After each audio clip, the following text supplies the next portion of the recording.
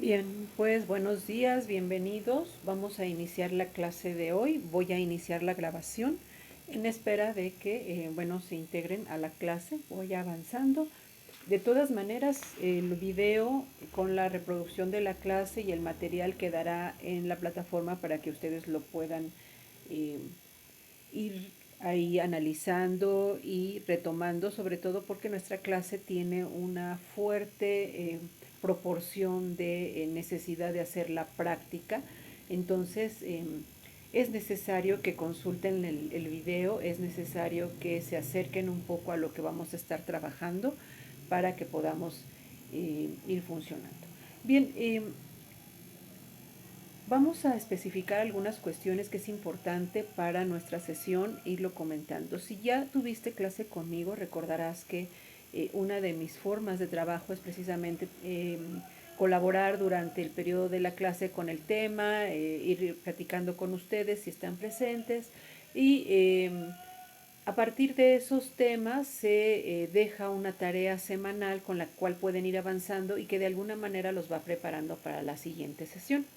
En el caso de la sesión de esta clase, en el caso de las tareas que vamos a tener en esta clase, cada tarea va a constituir la integración de un portafolio de la creación de tu empresa. Es decir, tú al final de la sesión, en el último día de evaluación, deberás de tener integrado una serie de 5 documentos con los cuales vas a ir marcando el avance de tu empresa.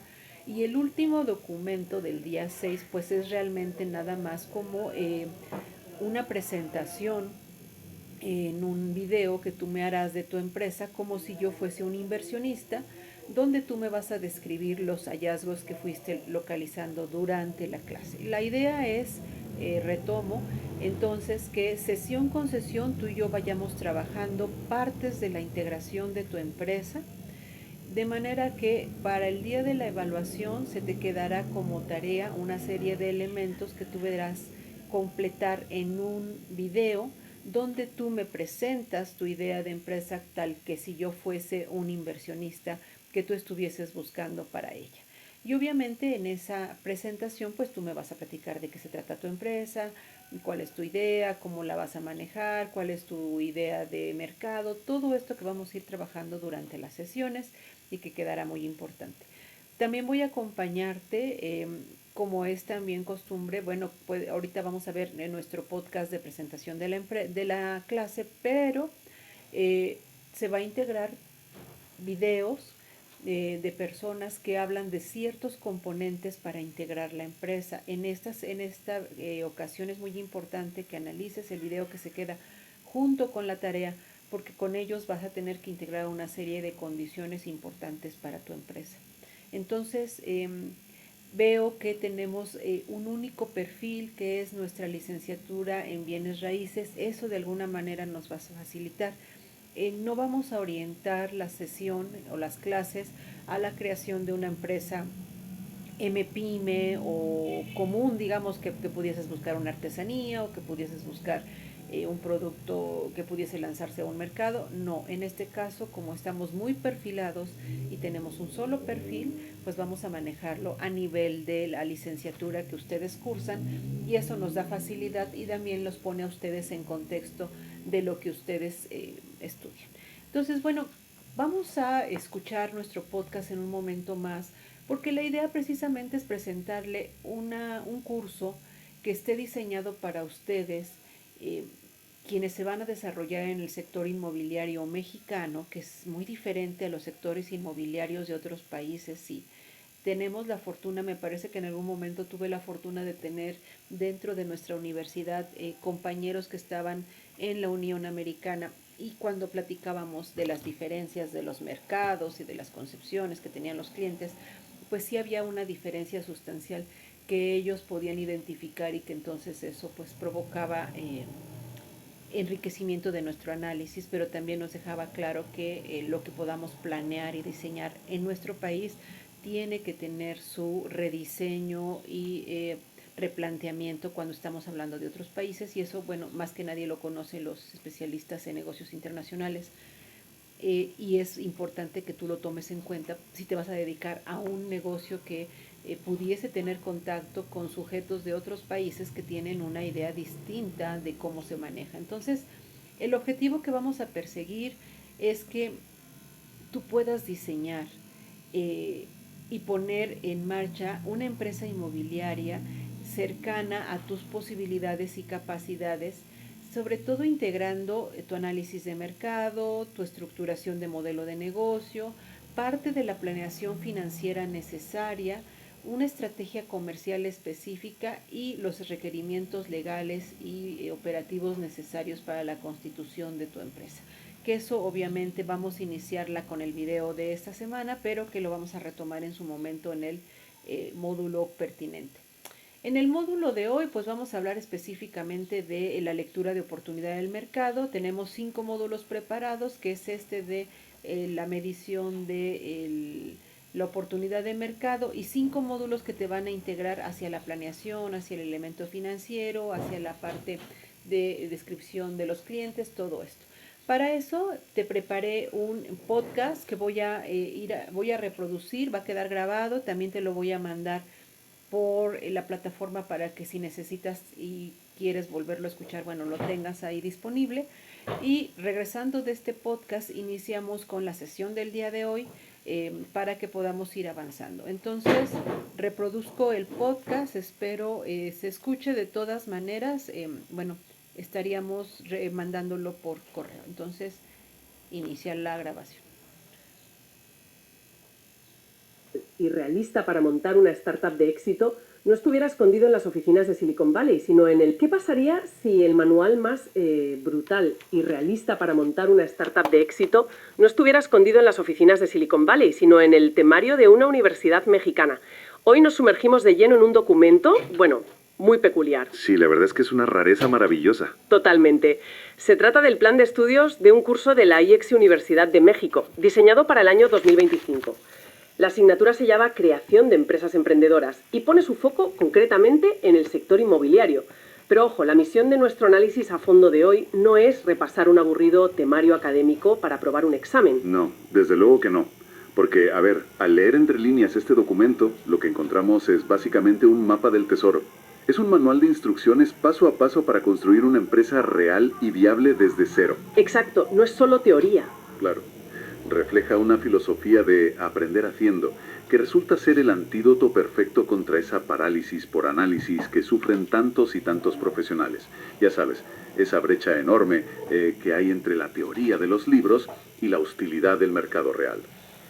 Vale, vamos a desglosar esto, porque me parece alucinante que desde el ámbito universitario, que suele ser siempre tan puramente teórico, se estén creando simuladores de negocios con este nivel de crudeza. Y para arrancar, el documento no empieza hablando de cómo conseguir inversores o, no sé, cómo registrar un logo súper bonito. No, para nada. Empieza por los cimientos. Eso es. Establece una premisa innegociable. Antes de nada, necesitas resolver un problema real. Y fíjate que es el único punto de partida lógico, aunque bueno, sorprenda la cantidad de emprendedores que se lo saltan directamente. Construyen un producto increíble, con una tecnología puntera, y luego salen a la calle a ver a quién se lo pueden encasquetar. Ya, y se dan un golpe tremendo contra la realidad. Efectivamente, y fracasan. Por eso, este primer módulo obliga al alumno a leer el mercado antes de gastar un solo céntimo en abogados o en alquilar una oficina en el centro. Te obliga a pasar de una idea vaga a un nicho hiperespecífico. Y para hacer eso, no te dicen simplemente, bueno, piensa en algo que la gente quiera. Te dan herramientas muy concretas. Mencionan el uso del design thinking o pensamiento de diseño, que básicamente es poner al usuario en el centro de todas las decisiones, y exigen un análisis PESTEL. Una herramienta fundamental, sí. Pero a ver, ¿por qué es tan importante este nivel de paranoia al empezar? Bueno, es que no es paranoia, es pura supervivencia. Imagina que quieres montar una agencia de alquileres. Si no haces un análisis PESTEL, pues igual no te das cuenta de que hay un factor político, como una nueva ley de vivienda que limita los precios, o un factor económico, como una subida brutal de los tipos de interés. Ostras, claro. Cosas que no controlas pero te afectan de lleno. Exacto. Factores que pueden destruir tu modelo de negocio en 2 meses. Analizar el entorno a ese nivel te permite anticiparte a los golpes. Entiendo. Y además del PESTEL, el texto hace muchísimo hincapié en algo llamado mapa de empatía del cliente, que, a ver si lo pensamos, crear una empresa sin entender al usuario es como construir un edificio sin consultar los planos. O sea, puede que levantes muros muy robustos, pero si no has pensado en la distribución o en la luz, nadie querrá vivir ahí dentro. Esa metáfora de los planos da en el clavo, la verdad. El mapa de empatía te obliga a salir de tu propia cabeza. En lugar de decir, oye, quiero vender pisos, te obliga a preguntarte algo más profundo. ¿El qué exactamente? Pues, ¿qué escucha? ¿Qué ve? Y sobre todo, ¿qué le frustra a la persona que busca alquilar una vivienda hoy en día? ¿Qué miedos tiene alguien que va a invertir los ahorros de toda su vida en una propiedad? Si llegas a entender esa frustración profunda, tu empresa ya no vende ladrillos, vende soluciones a esos miedos concretos. Y el terreno de juego que plantea el texto, que es el mercado mexicano actual, tiene unas dinámicas que son oro puro. Habla de aprovechar tendencias que, estamos viendo a nivel global, la explosión de los nómadas digitales que buscan alquileres flexibles, el auge del alquiler vacacional tipo Airbnb, la necesidad de espacios de coworking o los desarrollos de uso mixto en ciudades medianas. Tendencias que están cambiando el panorama por completo, sí. Totalmente. Pero hay un término en este primer bloque que me llama poderosamente la atención, PropTech, es decir, tecnología aplicada al sector inmobiliario. Y a ver, aquí te voy a hacer de abogado del diablo. ¿Es esto solo una palabra de moda en inglés para impresionar en las reuniones y cobrar más caro? ¿O el documento lo plantea como un verdadero cambio de las reglas del juego? Lo fascinante aquí es que el documento aborda el PropTech como un cambio tectónico, no como un simple adorno digital. O sea, no es solo hacerse una página web bonita. Para nada. No se trata de abrirle una web a una inmobiliaria tradicional de barrio para que suba 4 fotos. Se trata de usar la tecnología para alterar radicalmente el mecanismo mismo de cómo se compra, se vende o se gestiona una propiedad. Obliga a los alumnos a innovar desde la raíz. ¿Integrando qué tipo de cosas? Pues integrando desde inteligencia artificial para valorar inmuebles de forma automática hasta el uso de contratos inteligentes. Es el puente indispensable entre el sector tradicional y el futuro inmediato. Vale, visto así tiene todo el sentido. Y este primer bloque culmina con un entregable muy claro, que es una propuesta de valor inicial con un nicho bien definido. Bien, ya sabemos qué problema resolvemos y a quién. Pero claro, una buena idea en una servilleta no es una empresa. Ojalá lo fuera, pero no. Ya te digo. Lo que nos lleva al siguiente paso lógico, el cómo. Cómo funciona la máquina por dentro y sobre todo cómo evitamos acabar en la cárcel o arruinados. Entramos en la estructura y las reglas del juego. La mecánica operativa y el famoso laberinto legal. Aquí es donde muchos emprendedores tiran la toalla, porque deja de ser divertido y se vuelve bastante denso. Totalmente. Para empezar, usan el Business Model Canvas, el lienzo de modelo de negocio de toda la vida, pero aterrizado al barro del mercado inmobiliario. Tienes que definir de dónde va a salir la pasta, tus fuentes de ingreso. Que no siempre es tan evidente como parece. Claro, vas a cobrar comisiones por venta, vas a vivir de las rentas, cobrarás honorarios fijos por administrar propiedades y también quiénes van a ser tus socios clave, mencionando desde las notarías hasta grandes portales inmobiliarios mexicanos como Inmuebles 24. Y el gran valor del Canvas es que te obliga a ver las 9 piezas clave de tu negocio en una sola hoja. Si tu estructura de costes es altísima porque quieres oficinas de lujo, pero tu segmento de clientes busca alquileres ultra baratos, pues a ver, el modelo chirría visualmente antes de que hayas invertido un solo euro. Pero luego el documento se sumerge en el pantano legal puro y duro. Habla de elegir figuras jurídicas en México, ser persona física con actividad empresarial, montar una SADCV o una SAS, que es la Sociedad por Acciones Simplificada. La famosa sopa de letras. Exacto. Empieza la sopa de letras burocrático-fiscal. Darse de alta en el RFC, lidiar con el SAT, que es el sistema de Hacienda de allí, entender el régimen para emitir facturas, y aquí me vas a permitir que te ponga pegas. Adelante. Si yo soy alguien escuchando esto desde Madrid, desde Bogotá o Buenos Aires, ¿de qué me sirve a mí aprender sobre el SAT o las SAs de México? Porque para la inmensa mayoría de la gente, escuchar la palabra burocracia genera pavor instantáneo. ¿El texto ofrece alguna luz aquí o es solo una lista de tareas infumables? A ver, es una reacción súper comprensible, pero hay que mirar más allá de las siglas locales. Lo que enseña este módulo es una mentalidad universal. Aborda la legalidad no como un obstáculo burocrático que hay que sufrir en silencio, sino como un escudo protector indispensable para la empresa y para el propio emprendedor. Un escudo protector. Explícame un poco más eso. Piénsalo así. La figura legal que eliges, ya sea en México, en España o donde sea, determina si en caso de que el negocio quiebre, el banco puede ir a por tu casa personal y tus ahorros, o si por el contrario esa responsabilidad se limita solo al capital de la empresa. Madre mía, la diferencia entre dormir tranquilo o no dormir. Exactamente. Entender los entresijos de los contratos de arrendamiento o de servicios te blinda contra litigios que podrían destruir tu startup en su primer año de vida.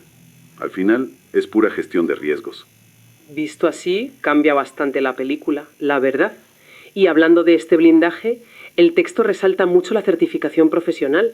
Menciona a la AMPI, la Asociación Mexicana de Profesionales Inmobiliarios, y recalca la importancia de adherirse a su código de ética. Es que, de nuevo, esto no es un mero trámite administrativo. En un sector donde las personas invierten literalmente los ahorros de toda una vida, la confianza es la moneda de cambio más valiosa que tienes. Totalmente de acuerdo. Estar certificado y regirse por un código ético estricto no es un peaje aburrido. Es una ventaja competitiva enorme frente a los competidores que operan en la sombra o de forma poco profesional. Te da autoridad. Autoridad y marca, porque también incluyen un apartado entero sobre el INPI, el Instituto de Propiedad Intelectual, para registrar la marca. Entender que tu nombre es un activo que debes proteger para que nadie te lo robe cuando empieces a tener éxito. Un error de principiante muy común, por cierto. Ya, no registrar el nombre y luego llevarse sorpresas. Vale, entonces tenemos un escudo legal impenetrable, un modelo de negocio claro y una marca registrada. Pero, seamos sinceros, una entidad legal con un logo precioso sigue siendo un pasatiempo carísimo hasta que las matemáticas cuadran. Entramos en la prueba de fuego, las finanzas. El momento crítico. El momento en el que los castillos en el aire chocan brutalmente contra la realidad de la hoja de cálculo. Y el curso exige proyectar ingresos y estructurar costes basándose en 3 escenarios: conservador, moderado y optimista. Lo cual me parece brillante porque, reconozcámoslo, el plan original de una startup no sobrevive casi nunca al primer mes de operaciones. La resiliencia financiera consiste precisamente en eso. O sea, no se trata de ser un cenizo o un pesimista, sino de saber de antemano qué palancas vas a tocar si las ventas del primer trimestre son la mitad de lo que soñabas. Y para medir eso, introduzcan el concepto del punto de equilibrio. Y lo bajan a la tierra con una pregunta hiperdirecta. ¿Cuántas operaciones necesito cerrar al mes para no tener pérdidas? Para entender la mecánica de esto de una forma visual, imagina que tus costes fijos mensuales, los sueldos, el servidor web, el asesor fiscal, son el peso de un barco de carga. Vale, te sigo. Cada venta o alquiler que cierras es aire que inyectas en los flotadores de ese barco.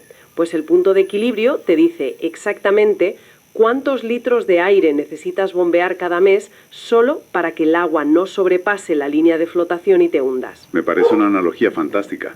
Y tener calculado ese número exacto transforma por completo la ansiedad del emprendedor. ¿En qué sentido? Pasas de tener una angustia genérica y difusa sobre «ay, necesitamos ganar dinero», a tener una directriz operativa cristalina. Necesitamos firmar 3 contratos de alquiler antes del día 30. Y eso simplifica enormemente la gestión del estrés y del equipo. Ya, les das un objetivo real. Pero claro, no se quedan en las sumas y restas básicas. Exigen a los alumnos aplicar indicadores financieros que, la verdad, suenan a las altas esferas de Wall Street. Hablan de medir el flujo de caja, el ROI, la TIR y el VPN. Y a ver, no podemos dejar esto en el aire. ¿Cómo se aplica todo esto al mundo real sin tener un doctorado en economía? Bueno, es que son conceptos mucho más intuitivos de lo que parecen a simple vista. El flujo de caja, por ejemplo, te recuerda una lección vital. Puede ser muy rentable sobre el papel, tener muchas ventas registradas, pero si tus clientes te pagan a 90 días y tú tienes que pagar las nóminas hoy, te vas a la quiebra igual. El famoso problema de liquidez. Exacto. Y sobre el VPN, el valor presente neto, y la TIR, la tasa interna de retorno. A mí me gusta imaginarlos como una máquina del tiempo financiera. A ver, explícame esa máquina del tiempo, suena muy bien. Imagina que vas a comprar un edificio ruinoso para reformarlo y luego venderlo. El VPN te permite viajar 5 años al futuro, calcular todo el dinero que te va a generar ese edificio en el tiempo y traerte esa cifra al día de hoy, descontando el efecto de la inflación y del coste del dinero. O sea, te quita las gafas de color de rosa. Exacto. Te dice de forma muy cruda si ese proyecto merece tu tiempo y tu capital, o si francamente estarías mejor dejando el dinero en un depósito a plazo fijo en el banco sin hacer ningún esfuerzo. Y aquí es donde se pone realmente interesante, porque el documento aborda el gran elefante en la habitación. Estamos hablando de comprar edificios y reformar. Pero, ¿qué pasa si el alumno o quien nos escucha no tiene capital? ¿Qué pasa si no tienes una gran herencia ni una agenda llena de inversores millonarios? Esa ha sido históricamente la barrera de entrada infranqueable en el sector inmobiliario, ¿verdad? O tienes muchísimo capital propio o te quedas fuera mirando por el escaparate. ¿Así ha sido toda la vida? El documento explora vías tradicionales, claro, como convencer a inversores privados o usar fondos gubernamentales, como los programas de Nafin en México. Pero el verdadero salto cualitativo, la revolución, llega cuando introducen el crowdfunding inmobiliario. La financiación colectiva. Esto cambia por completo las reglas del juego. Totalmente. Históricamente, si un proyecto costaba 1 millón de euros, necesitabas convencer a un millonario. El mecanismo del crowdfunding utiliza la tecnología para agarrar ese proyecto de 1 millón y dividirlo en, digamos, 1000 participaciones virtuales de 1000 euros. ¡Qué fuerte! ¿Y cualquiera puede entrar? Eso es. De repente permite que 1000 personas distintas compren un trozo de un desarrollo urbanístico desde su teléfono móvil mientras se toman un café por la mañana. Democratiza el acceso a la inversión de una forma brutal y permite al emprendedor levantar proyectos colosales sin ser rico de antemano. Es alucinante.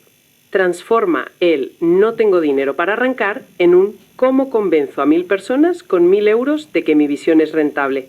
Y eso nos conecta directamente con el siguiente módulo. Porque claro, ya tenemos el escudo legal impenetrable, las matemáticas nos cuadran y hasta sabemos cómo financiarlo. Pero aquí es donde mueren el 90% de las startups. En la invisibilidad. Exacto, en el silencio absoluto. Si tienes la empresa más sólida del mundo, pero nadie sabe que existes, te mueres de hambre. Entramos en la fase del altavoz, la marca y la estrategia comercial. Porque el mejor producto del mercado no se vende solo, por mucho que nos duela a los emprendedores admitirlo. Necesitas visibilidad y captación constante. Y aquí el temario se vuelve puramente digital, como no podía ser de otra forma. Te exigen construir una identidad visual coherente y dominar el ecosistema. Estar presente en los grandes portales como la Moody o Inmuebles 24, pero también dominar el SEO local. Vital hoy en día. Básicamente, asegurarse de que si alguien teclea en Google venta de casas en Mérida o alquiler de oficinas en Ciudad de México, el primer enlace que vean sea el tuyo y no el de tu competencia.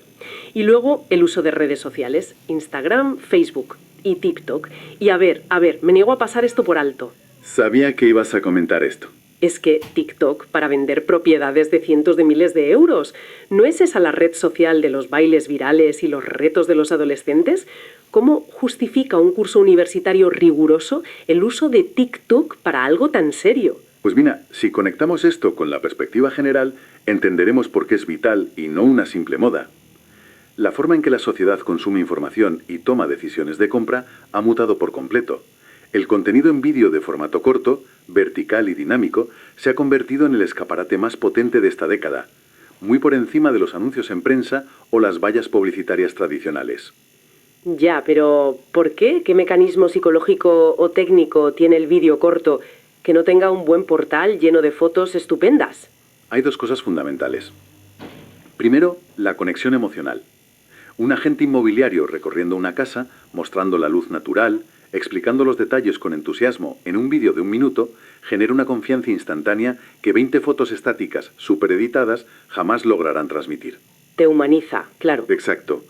Y segundo, y más importante aún, el algoritmo. TikTok o los Reels de Instagram no necesitan que tengas miles de seguidores previas para que tu vídeo funcione. Su algoritmo analiza el contenido del vídeo y se lo muestra exactamente a la persona que ha estado buscando mudarse a esa zona específica. O sea, un francotirador de la publicidad. Tal cual. Nivelan el terreno de juego permitiendo que una agencia pequeñita, de 2 personas, compita de tú a tú por la atención contra las multinacionales del sector que tienen presupuestos millonarios. Entendido el poder del vídeo, entonces. Y de hecho el documento va un paso más allá en la tecnología visual.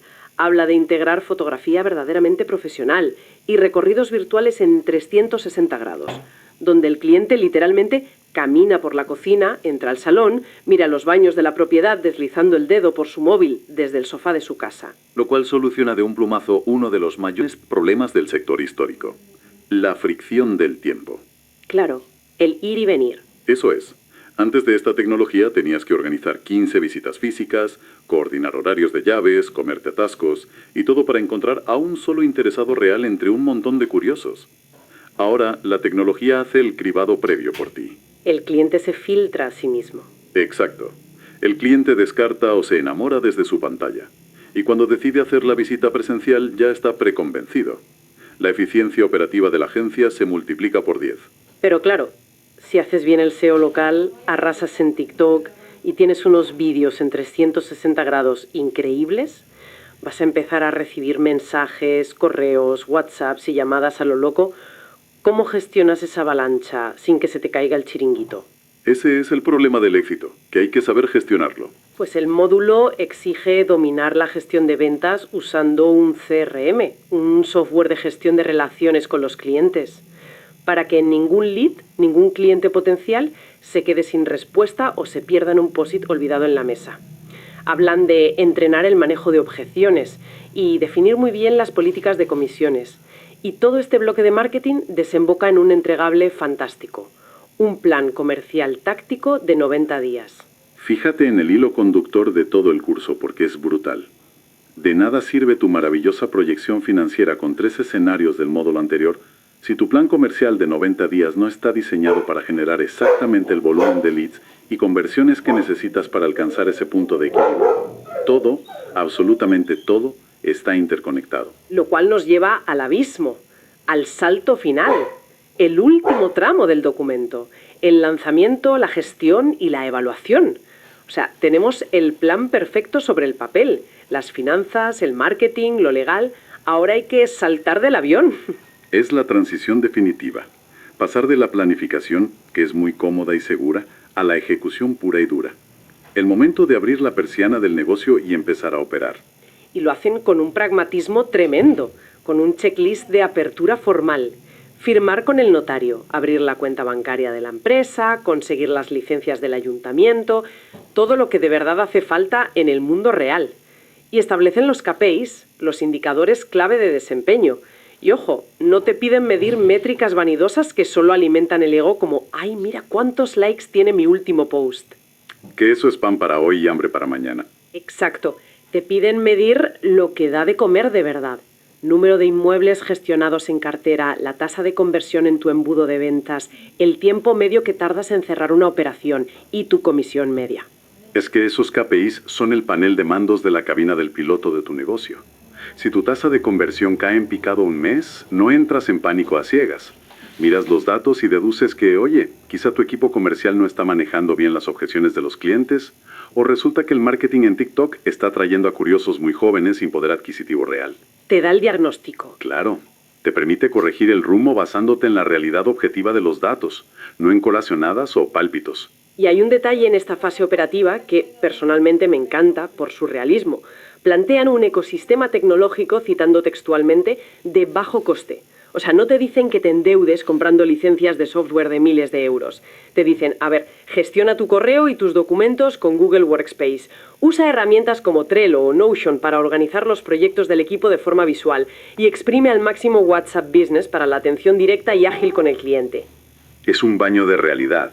Básicamente te demuestran que puedes operar la infraestructura de una empresa súper sofisticada con herramientas que literalmente ya tienes instaladas en el ordenador o en el móvil. Y es un recordatorio vital para cualquier persona que nos escuche y esté pensando en emprender en cualquier sector. La barrera tecnológica nunca, en toda la historia, ha estado tan baja como ahora.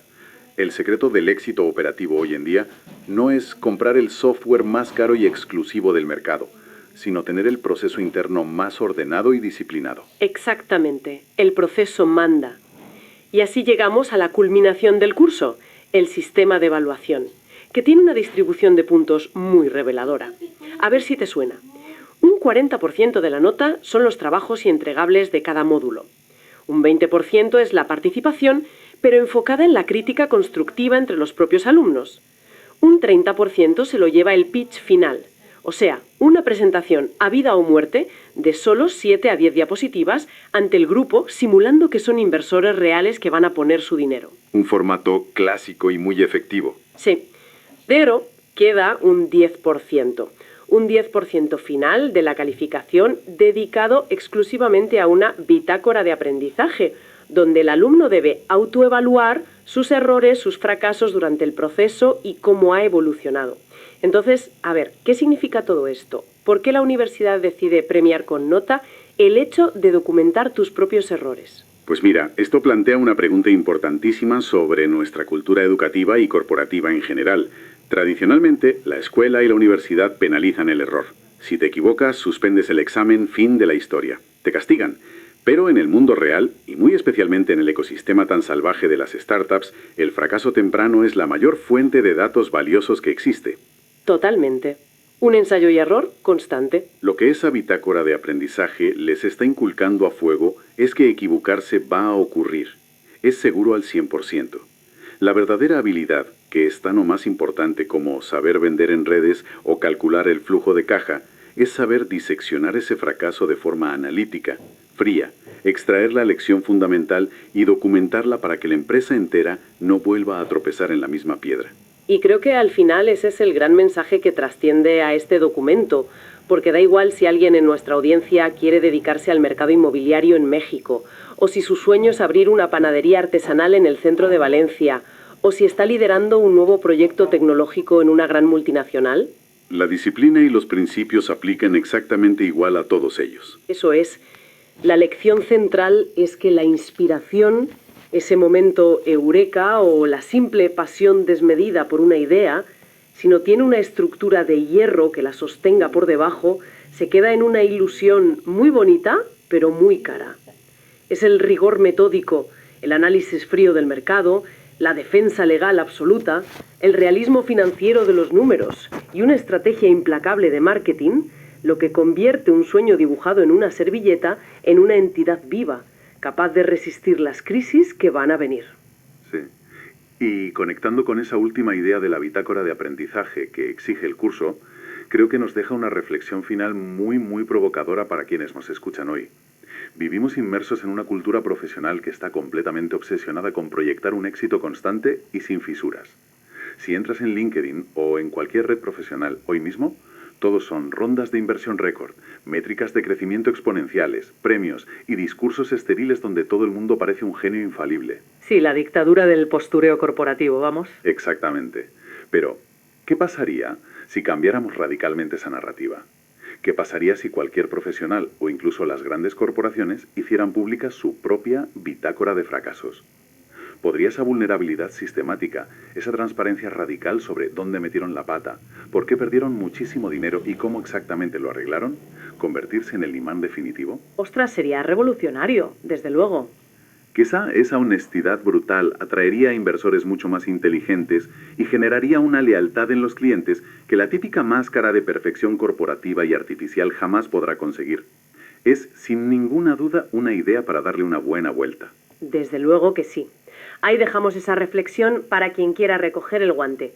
Nosotros nos despedimos por hoy, pero volveremos muy pronto con otro análisis a fondo para seguir rascando bajo la superficie. Hasta la próxima. Bien, pues ahí está la presentación de nuestro curso. Haremos todo lo que comentó las personas que hablaron, menos la bitácora, porque la bitácora pues lleva un poquito más de tiempo. Necesita mínimamente de 6 meses a año y medio, porque estamos hablando de la integración de una microempresa, pero bueno, todo lo demás lo vamos a cumplir para la evaluación. Y pues como te podrás haber dado cuenta, generar una empresa de manera seria cuando ya estás encarando la idea de poder manejar una propuesta de empresa, pues siempre genera que las cosas sucedan de manera, ¿cómo lo podemos decir? Que trates que la seriedad de tu propuesta sea la mayor condicionante, porque eso provoca pues precisamente que los errores que vas a cometer serán errores de aprendizaje y no errores que disuadan pues tu propuesta, ¿no? Tu condición de querer hacer las cosas, de que sucedan, de que pasen. Es muy importante esta parte pues integral de la idea de crecer, de generar una empresa, porque pues siempre sucede que en las primeras partes de generación las personas de alguna manera se deslucen, se sienten que no va a suceder porque, bueno, pues obviamente se dan cuenta que hay muchos impases que parecerían problemáticos. A nivel burocrático es uno de los más importantes. Por ejemplo, México ha hecho mucho esfuerzo por minimizar ¿cómo puedo decir? Los requisitos necesarios para implementar un negocio, pero pues es bien difícil esta condición de minimizarlos a algo muy, muy eh, limitante, pues no se puede, ¿no? O sea, tienes que hacer los trámites sí o sí, tienes que ir eh, con el notario público, tienes que hacer los trámites del SAT, tienes que hacer los trámites de, por ejemplo, cuidar tu marca, ¿no? Es decir, todo lo que es la protección de marca, pues eso no lo puedes dejar de hacer y tienes que tardarte el tiempo suficiente para hacerlo. Entonces, eh, toda esa parte, pues se debe de tomar en cuenta cuando se genera un negocio, saber que vas a ir paso a paso, saber que las cosas no van a ocurrir en el momento específico en que tú quieras, es decir, no es un ya quiero que suceda y ya en este momento lo quiero ver, porque no sucede así, ¿no? Es un proceso, va creciendo. Yo, por ejemplo, tengo tesistas que están documentando la formalización de su negocio desde el punto de vista de las teorías de formalización de negocio que tienen que ver con, por ejemplo, resistencia al cambio de los familiares o problemas de jerarquización de la toma de decisiones, o sea, teorías que analizan cómo se formaliza una empresa, pero en ese mismo proceso yo me he dado cuenta que ellos también analizan la parte de cuántos errores han cometido y cuánto han tenido que compartir y convivir con el error, y qué es el error precisamente, el que les hace detenerse, respirar, tomar, pensar hacia dónde, y obviamente lo que nos deja claro nuestro podcast, y también quiero que tomes en cuenta, es que es un proceso que cuesta dinero, que para el inversionista, para el emprendedor, debe de quedar claro que es un proceso paso a paso, que de primero es una absorción de capital que no va a generar rendimientos inmediatos, y que entonces hay que darle pues el plano de espera suficiente para que puedas recuperar ese famoso retorno de la inversión.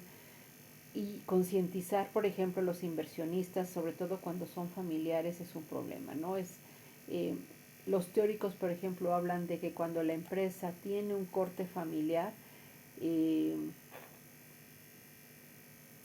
pues ciertamente se hace muy difícil la situación, porque la familia tiene que pasar por ese proceso de comprender, de entender que es algo paso a paso, que no es que el emprendedor o el jefe de la empresa no quiera eh,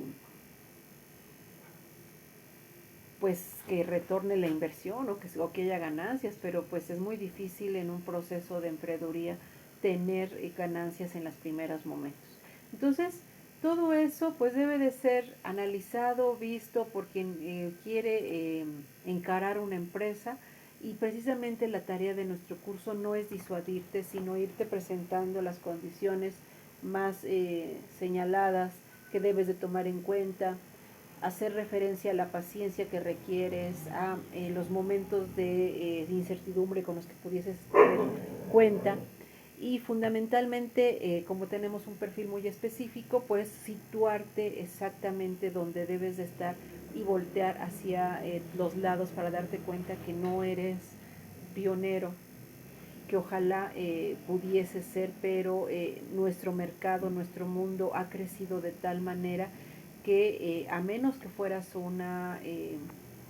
empresa de nueva creación, un producto de nueva creación, pues no tendrías competencia, ¿no? Pero inclusive, por ejemplo, la inteligencia artificial, las empresas que están ofreciendo estas herramientas de inteligencia artificial, pues si se paran en un lugar y voltean a los lados, se van a dar cuenta que tienen N cantidad de competidores que están iniciando o están generando o están yendo más allá de esta situación y están buscando la manera de posicionarse. Entonces, no eres pionero, pero puedes ser un buen creativo y entonces eso puede generar y hacer la diferencia. Bien, seguramente en tus otras sesiones con tus otros maestros pudiste haber tenido acercamiento a lo que es un plan o proyecto de negocio, que no es más que nada, como su nombre lo dice, la creación de una, como proyecto, y visualízalo como un conjunto de pasos que tú vas a ir cumpliendo desde la concepción y hasta, normalmente sería como la parte de los requisitos formales, ¿no? Lo que son los trámites de gobierno, es normalmente el paso que llevas. En ese trayecto sí hay momentos productivos, porque sí, digamos que tienes que ir instrumentando a la par tu estructura y a la par tienes que ir haciendo que tu negocio funcione para que se vaya viendo el movimiento, pero fundamentalmente como plan maestro es un conjunto de pasos que pudiese ser o que te pudiese llegar en algún momento a pensar que debes de soltarlo. El peor error que puede cometer cualquier emprendedor que inicia en este proceso, pues es crear el plan de trabajo y luego dejarlo en un cajón del escritorio y seguir como Dios lo manda, porque entonces invirtió tiempo creando su proyecto de trabajo que se lo va a pedir Hacienda, que se lo van a pedir en los inversores también lo van a querer ver, entonces no es un documento estéril, pero lo peor es hacerlo y luego dejarlo olvidado y continuar el proceso de manera autónoma, pues es haber invertido dinero y negarse la posibilidad de tener mejores resultados porque ya fueron calculados en un proyecto. Entonces,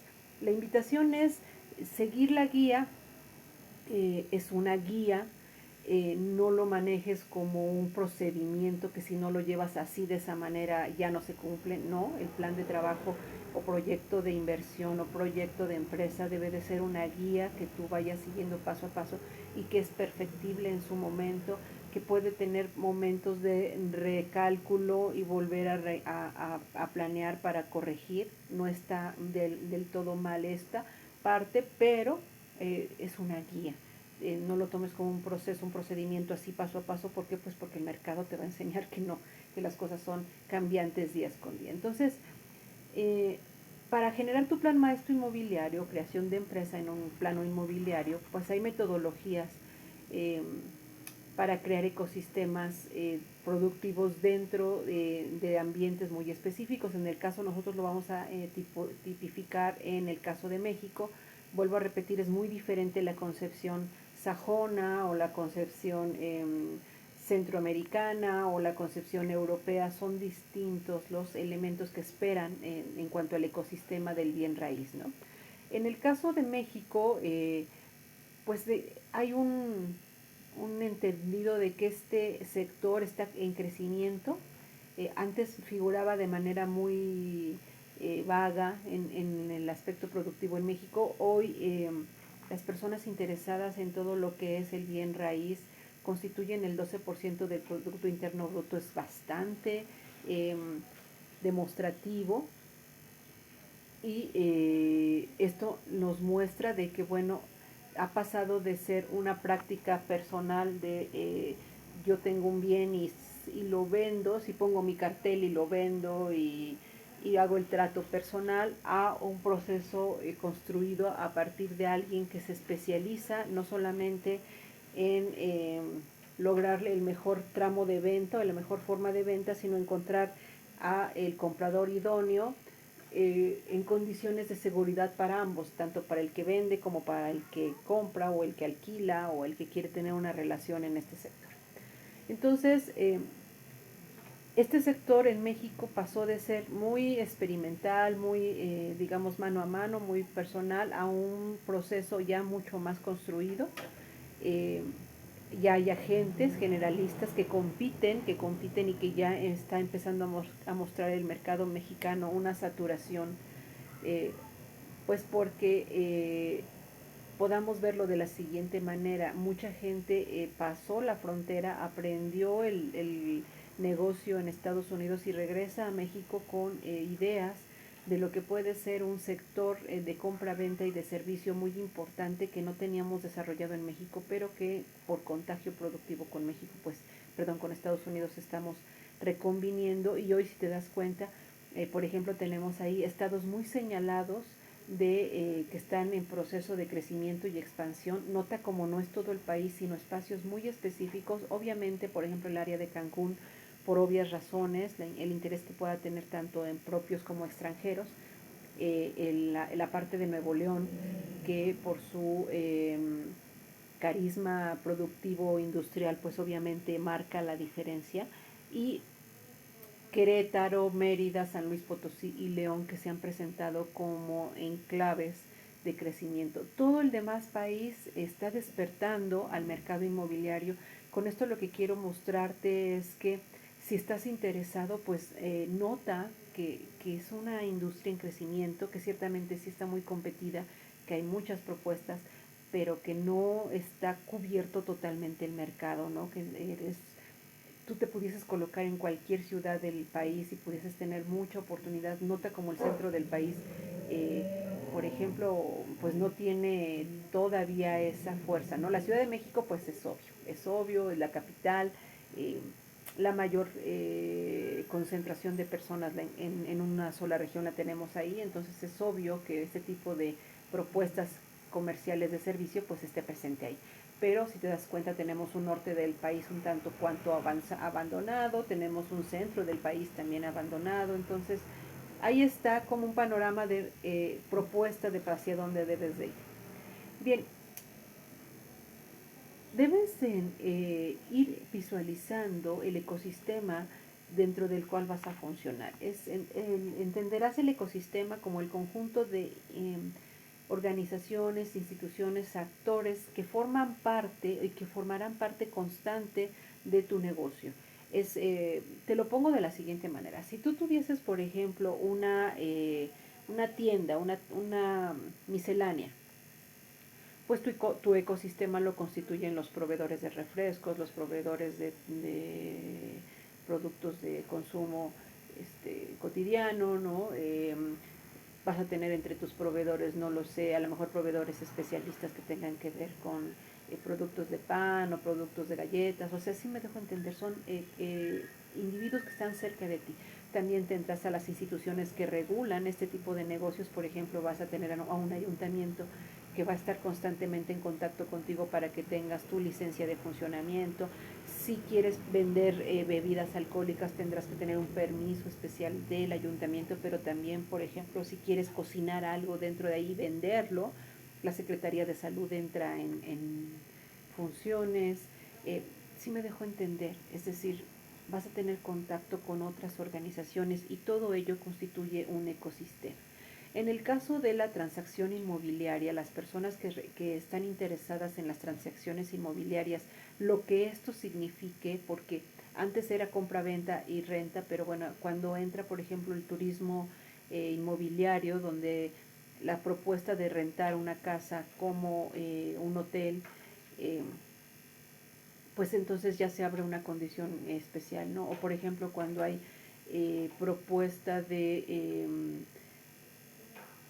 arrendamiento de áreas o de zonas que están pensadas, por ejemplo, para condiciones productivas, es otra forma de transacción inmobiliaria, por ejemplo, que rentes toda una nave industrial o que rentes toda una sección de producción de un área, ¿no? Para algo, o por ejemplo, que encuentres que se renten bodegas para el trasiego de mercancías cercanas a una aduana. Son concepciones distintas de consumo inmobiliario. Entonces, todos y cada uno tienen sus propios ecosistemas y tú los tienes que ir visualizando. Tú eres más especialista que yo en este sentido, entonces ya a tu mente vendrán todas estas diferentes transacciones que los profesores que han sido especialistas de este rubro pues te habrán ido ¿cómo se llama? Identificando. Entonces, ¿Cuáles son los que visualizamos cuando estuve creando este curso para ti? Bueno, tenemos los desarrolladores, ¿no? Pues toda esta conjunto de empresas constructoras interesadas en crear desarrollos inmobiliarios para habitación, para producción, para comercio, para lo que sea, ¿no? Inclusive un desarrollador de un campus santo, de un cementerio, pues también forma parte de un desarrollador, ¿no? Toda esta gente son en primera instancia, digamos, tu mano derecha, porque el tenerlos presentes, el entenderlos en su lógica, el conocer sus capacidades, va a permitir que tú tengas un acercamiento con clientes mucho más específicos, porque ellos mismos te van a mostrar el camino de hacia dónde, ¿no? La conexión, qué tipo de cliente vas a conectar. Entonces un desarrollador debe ser entendido. Lo, Creo que de lo primero que tendrás que informarte cuando estás llegando a un mercado y quieres poner tu negocio de inmobiliaria es que industrias desarrolladoras, que empresas constructoras desarrolladoras están presentes, cuál es su lógica, cuál es su objetivo productivo, si son comercializadores para comercio, si son para producción, si son para casa habitación, qué tipo de desarrollo están generando, ¿no? Los otros son los agentes y corredores, eh, que pueden ser tu competencia, es decir, cuáles son las industrias que ya están presentes en ese mercado y que de alguna manera por poco o largo tiempo que tengan ahí, pues ya tienen un know-how del mercado, ya conocen, ya se pueden movilizar, entonces esos los tienes que conocer y entender en su integración. Y pues el reconocerlos y entenderlos también te marca a ti. Esto es como cuando preguntaras, de este tema, ¿cuántos autores han escrito y de qué han escrito? Y cuando los identificas te va a quedar perfectamente claro qué han escrito, pero también te queda claro qué es lo que no han escrito. Entonces, por ejemplo, identificar a los agentes y corredores presentes en el mercado también te permite identificar cuál es lo que no están ellos abordando y posiblemente sea tu nicho de mercado que tú ni siquiera estabas planeando, pero que te lo están diciendo la presencia de esas industrias, de esas empresas, ¿no? Por otro lado está pues los que se dedican precisamente a toda la cuestión de mantenimiento, de gestión y retención de valor, eh, empresas que se dediquen precisamente, por ejemplo, solamente a la administración de bienes o al mantenimiento y administración de bienes, que también, igual que los agentes, igual que los desarrolladores, te debe de quedar claro quiénes son, de qué se trata, qué hacen e inclusive qué es lo que no están haciendo, porque también puede constituir un dejo de mercado para ti. Posiblemente tú pudieses pensar o entrar con la idea de que puedes desarrollar un, una empresa de condición inmobiliaria y pues a lo mejor el mercado te dice lo que necesitamos es personal o personas que hagan mantenimiento inmobiliario, pero fundamentalmente porque no lo tenemos, ¿no? Entonces ahí está.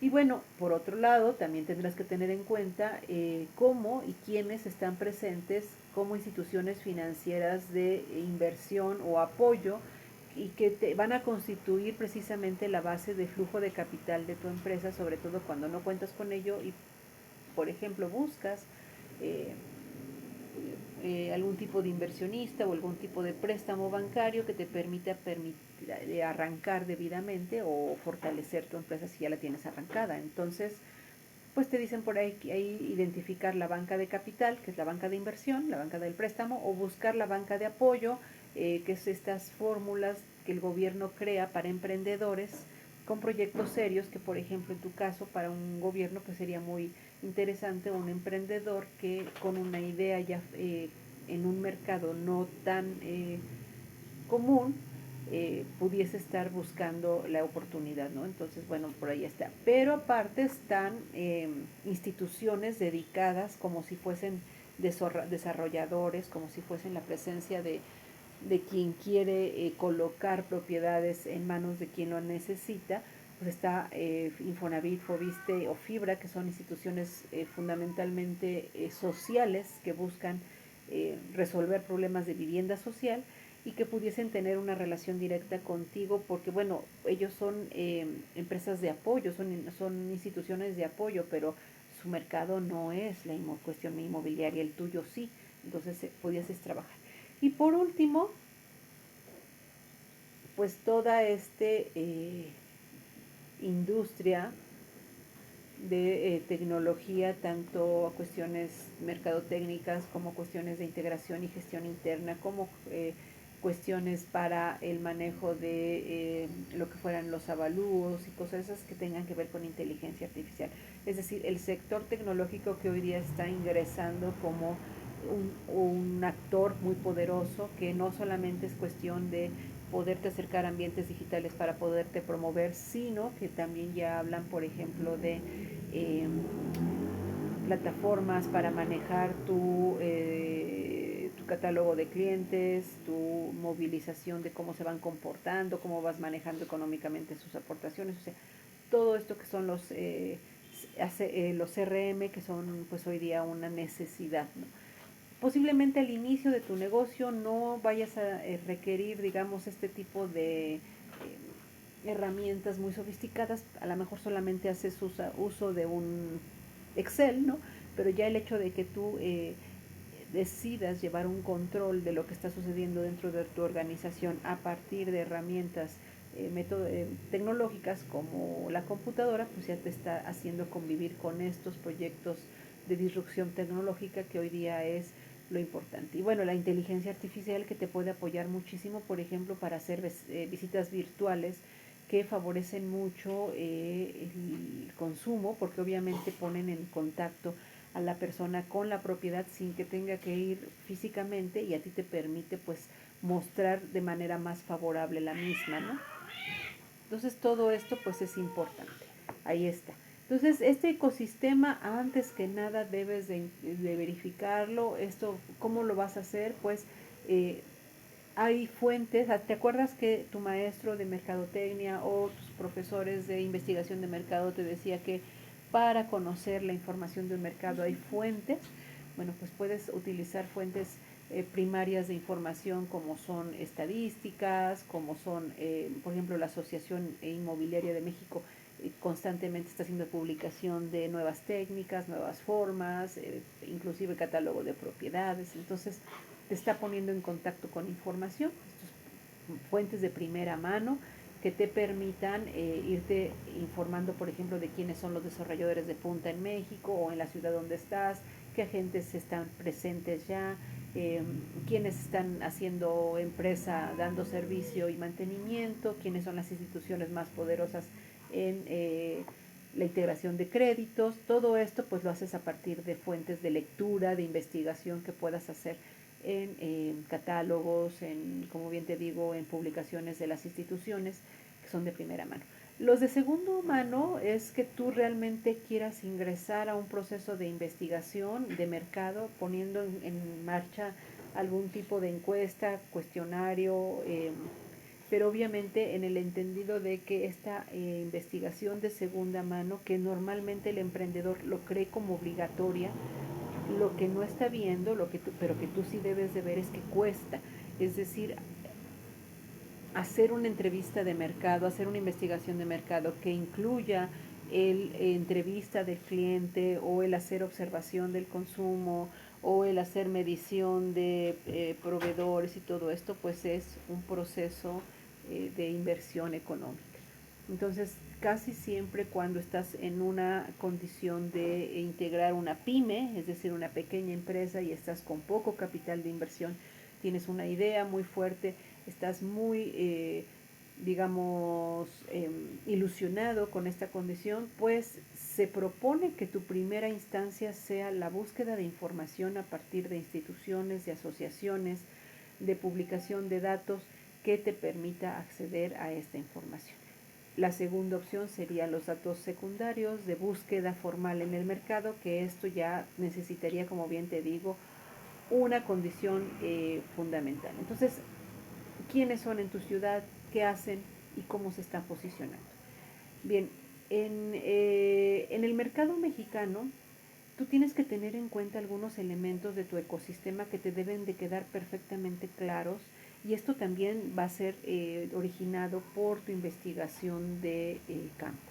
¿Qué es lo que debes de hacer? Por ejemplo, ¿Qué agentes de regulación están funcionando en tu mercado a nivel político? Por ejemplo, ¿qué instituciones? Por ejemplo, se me ocurre pensar que devenido de me parece que fue una ronda que tuvo la ONU en Perú y que generó un plan que le llaman Plan 2030, y dentro de ese plan hay un eje que se llama de redensificación, donde están eh, promoviendo a nivel de los países miembros de la organización propuestas de redensificar áreas de las ciudades que han sido abandonadas por alguna razón, y entonces provocar que se vuelvan a habitar como casas habitación o como centros comerciales, priorizando el crecimiento vertical. Esto es, generando, por ejemplo, asentamientos de edificios, pero que en ese edificio la gente tenga de manera cercana áreas comerciales, áreas de estacionamiento, áreas escolares y o salidas a través de transporte hacia sus centros de trabajo y minimizar el consumo del auto personal. Entonces son políticas de redensificación pensadas en protección del ambiente, es decir, con condiciones de sustentabilidad, que presionan a las ciudades a generar políticas públicas que apoyen a los desarrolladores y a las personas interesadas en el aspecto inmobiliario para volver a redensificar terrenos o casonas que hayan sido abandonadas y volverlas a repoblar de familias a partir de volver estas áreas habitables, ¿no? Hay que hacer una inversión en esta casa, volverla a construir o tirarle y crear un nuevo espacio, pero ya hay un ambiente ahí político que está presionando la situación, que pareciera que corre paralelo a las instituciones inmobiliarias, pero no, es un mandato inclusive internacional, que en el caso de la Ciudad de México está representado por el Bando 2, que surgió en el gobierno de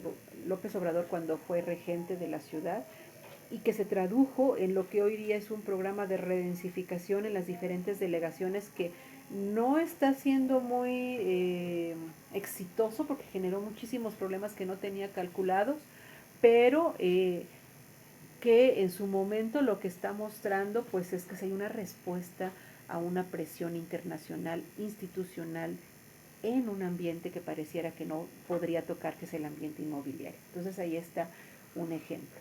El otro pues son las cuestiones económicas, funcionando en el mercado, todo lo que es el ecosistema de precios, créditos, sistemas de hipotecas que está proponiendo tanto la banca comercial como la banca de apoyo social, el Infonavit, el ISSSTE, todas estas organizaciones, y que te tiene que quedar muy claro bajo qué esquemas están funcionando. Entonces, una de tus obligaciones más importantes es acceder a la información de quiénes son, cómo lo hacen, cuál es su plan de financiamiento.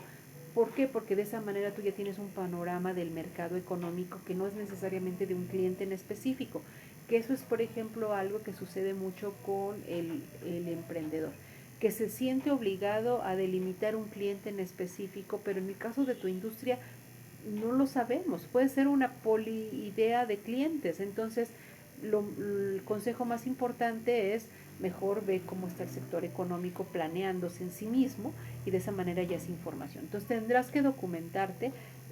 Esto también es información de fuentes primarias, que publicaciones o catálogos o algún tipo de instrumento que las instituciones estén enviando, por ejemplo, las áreas de transparencia institucional, que me están dando datos de lo que está sucediendo. En el caso de los bancos, por ejemplo, en sus páginas de los propios bancos, pues en los links que tienen que ver con hipotecas y o créditos, pues ahí te dan una serie de requisitos, pero también, por ejemplo, te informan de las tasas de interés, te informan de paquetes o proyectos que puedan existir en los que tú te puedas ver involucrado, y que eso obviamente va a llevarte a tener mayor información. La cuestión social pues tiene que ver un poco con que plantees ahí sí, quiénes son las personas con capacidad económica para poder comprar qué tipo de bien inmueble o rentar, ¿no? por ejemplo, en lo que te estoy comentando en la Ciudad de México con esta política de redensificación, en la colonia, en la delegación Juárez, la idea era generar edificios de no más de 4 pisos que a través de instituciones de apoyo de vivienda social, llámese Infonavit, llámese Fobiste, llámese ISSSTE, propusieran a compradores que están creando su primer nido de familia, es decir, familias nuevas con hijos recientes, pues que lleguen a poblar esta parte. Y obviamente como estaban pensando en instituciones de apoyo de vivienda social, pues obviamente la idea era que no iban a superar la clase media con trabajo clase media alta, no iba a quedarse en clase media. Pero ¿cuál sería la sorpresa que tuvieron en esta delegación de que quienes se interesaron en las casas, en las propuestas inmobiliarias fueron personas de clase media alta, no alta, sino clase media alta, un poquito de mayor capacidad, pueden ser ejecutivos, directivos, gente con capacidad económica, que pues que no iba a tener un solo carro, por ejemplo, que iban a tener 2 o 3 carros por familia, porque no solamente lo tiene la mamá, el papá, sino también los hijos tienen carros. Y entonces, por ejemplo, el problema de estacionamiento se convirtió en una situación que no se había planeado, porque se pensaba que iba a ser para una familia con un auto. Y ahora resultó que es una familia con 3 autos, pero que además no utiliza el transporte colectivo porque pues no es de su necesidad y tienen más carros y entonces se genera un problema de estacionamiento que no había planeado la política. ¿Por qué? Porque pensó en un sesgo de consumo y resulta que fue otro el sesgo de consumo. Entonces, puedes tú sí estudiar el mercado, sí delimitar quiénes son los presuntamente interesados en lo que a ti te interesa colocar, pero eso no significa que sea una regla. Eso es lo que te comento que pasa mucho con el proyecto de inversión, que en su momento el mercado responde, como te puedo mostrar en este ejemplo, ¿no? Que está documentado y que obviamente tiene al gobierno de la capital muy preocupado porque dice, bueno, ahora el problema que yo tenía que resolver de dar habitación a las personas y volver a redensificar las áreas para hacerlas vivas, ahora se me está generando o se me está dando como un problema de estacionamiento, pero aparte de seguridad. Porque bueno, pues tantos carros en la calle estacionados, pues obviamente los ladrones los ven como el paraíso de las autopartes. Pero también los vecinos alrededor se sienten invadidos porque no pueden estacionar sus propios autos, pero tampoco pueden caminar libremente, entonces ahora hay un problema de movilidad. Con esto quiero dejarte entender que es una situación cuando tú estás planeando un mercado, entender que vas a tener un impacto y que este impacto debe de ser medido porque obviamente la persona que compre o adquiera lo que tú estás ofreciendo, en su momento te va a hablar de eso, te va a decir es que yo lo pensé de tal manera y ahora resulta que tengo un problema de estacionamiento.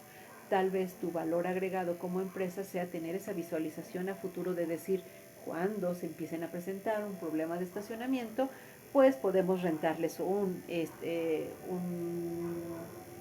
área que lo vamos a hacer estacionamiento y les vamos a vender esta renta de estancia del auto por un rato, ¿no? No lo sé. O sea, estoy hablando a lo mejor de más, pero es importante que tú lo tomes en cuenta porque pudiese ser muy interesante. La otra es el factor tecnológico, ¿no? Tener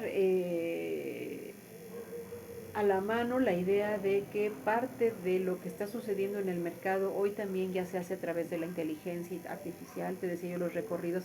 Yo, por ejemplo, tal vez no lo he hecho a nivel de inmuebles, pero sí he entrado a recorridos a museos o recorridos a zonas arqueológicas, por ejemplo, de Egipto, ahora que Egipto estaba como muy... ¿cómo podríamos decir? Innovando mucho su propuesta turística, eh, generó a partir de la creación del nuevo museo del mundo egipcio, creó recorridos al museo, pero no solamente se quedaron en el momento del recorrido al museo, sino te llevan a un recorrido dentro de las pirámides como una vivencia personal porque pues vas bajando con la cámara, vas entrando a las diferentes zonas, te van explicando dónde estaba qué sarcófago, dónde estaba qué tal cosa. Obviamente tiene su costo, ¿no? Hay una parte gratuita, pero otra parte tiene su costo, pero para quien no nos podemos desplazar fácilmente, pues constituye una situación de valor. ¿Por qué? Porque tenemos acceso a algo que antes no podíamos y que la inteligencia artificial nos lo permite. O bien, pues en tu caso, crear una experiencia de vida a partir del inmueble donde le muestres dónde se pudiese colocar tal mesa o como una propuesta de decoración o una propuesta de jardinería, pues obviamente hace que la persona se proyecte en el inmueble de una manera particular. En el caso, por ejemplo, de un empresario, si tú le hablas de la capacidad que tiene una nave de albergar cierto nivel de capacidad instalada, es decir, de maquinaria instalada, cuáles podrían ser los flujos de energía, cómo pudiesen ser, por ejemplo, los elementos de servicio, todo eso a él le permite visualizar más allá de el conjunto que le estás mostrando, ¿no? Ya le estás hablando de una lógica de operación y de consumo y entonces él ya se ve proyectado. Y todo esto pues es en base a que tú vayas conociendo de qué se trata. La otra parte, la ecológica, como yo te lo decía, la norma 20 de edificación, pues te dice, por ejemplo, que hay ciertas cuestiones eléctricas que tienen que ya estar resguardadas, pero como esto hay muchísima normatividad que se aplica a tu industria y que la invitación es que hagas acceso a ello. De todas maneras, parte de nuestro trabajo te va a obligar a hacer acceso a la normatividad que está rigiendo. ¿Por qué? Pues porque no solamente te dice cómo debe ser el consumo y la compra, sino cómo debe ser el hábitat en ese sentido y de esa manera te permite proyectar a ti tu propuesta. Y la última parte, pues que tiene que ver con las normas de asentamiento que están dentro de lo que tú quieres, el uso de suelo autorizado por parte de las autoridades. No es necesariamente un capricho de me gustan este tipo de casas o estas no. Seguramente ya habrás platicado con tus profesores en el sentido de que la autoridad define el uso de suelo porque a partir de esa definición se establecen muchos de los elementos de servicio público como son cuestiones de drenaje, de alcantarillado, irrigación de agua, conexión eléctrica, que obviamente pues está planeado para el uso del suelo tal como es. Si tú, por ejemplo, en una casa habitación llegas e instalas, como muchas veces se hace, oficinas, por ejemplo, dices, ay, pues cuánto puede gastar, ¿no?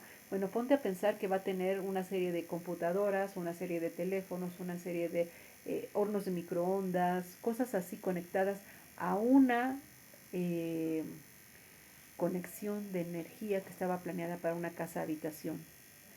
Y obviamente muchas veces sucede que hay un apagón o que hay un problema de energía. ¿Por qué? Pues porque estoy sobrecargando la línea.